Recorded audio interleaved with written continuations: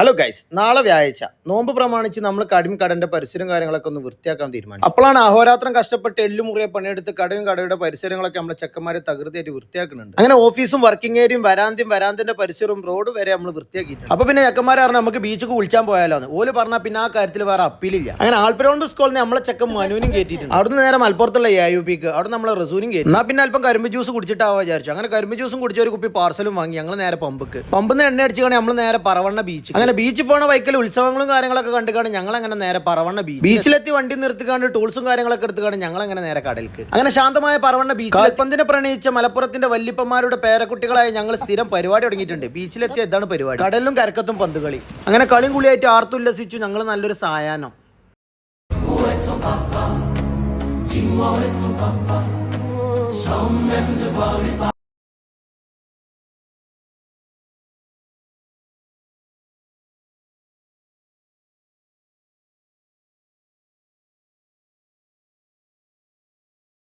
അങ്ങനെ ഏറെ നീണ്ട ഉല്ലാസത്തിന് ശേഷം റസു ഒന്ന് കണ്ട് പറഞ്ഞു കടൽ വെള്ളത്തിനൊക്കെ ഉപ്പിന്റെ ചൊയാണ്. അപ്പൊ അവിടെ നാട്ടിലെ അക്കന്മാര് കളിച്ചാൽ നാട്ടിലെ കണ്ടങ്ങളിലും ഫൈസിലും സവൻസിലൊക്കെ കളിച്ച അഗ്രഗണ്യന്മാരായിട്ടുള്ള ജുനും നസീം മുത്തുട്ടിയും ഓലപ്പം കളിച്ചാൻ കൂടിയിട്ടുണ്ട്. പിന്നെ പെരും കളി.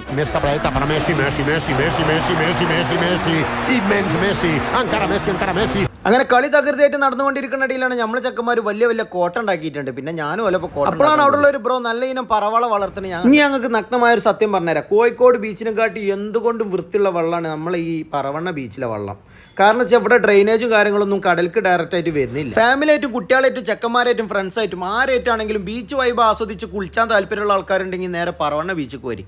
കോഴിക്കോട് ബീച്ചിലും കാട്ടി എന്തുകൊണ്ടും വൃത്തിയുള്ള ഏരിയയാണ്, വൃത്തിയുള്ള വെള്ളമാണ്. എന്തിനേറെ പറയുന്നു, സ്പൈഡർമാനെ വരെ നിങ്ങൾക്ക് ഇവിടെ കാണാൻ പറ്റും. അങ്ങനെ സ്പൈഡർമാനെ കണ്ട് ഒരു സെൽഫി എടുത്ത് നിൽക്കുന്ന സമയത്താണ് ഞാനിവിടെ ഒരു സൂപ്പർമാൻ ഫാൻ്റെ ഉണക്കണ. വേറെ ആരല്ല, നമ്മളെ ചെക്കൻ നശി ബുദ്ധി വിമാനാണ്. എന്നാ പിന്നെ നേരം മണിയായല്ലോ പഴിച്ചിട്ട് കണ്ണാണില്ലാതെ കണ്ട് റോട്ടുമ്മക്ക് ഇറങ്ങിയപ്പോൾ മിന്നി കത്തുന്ന DJ.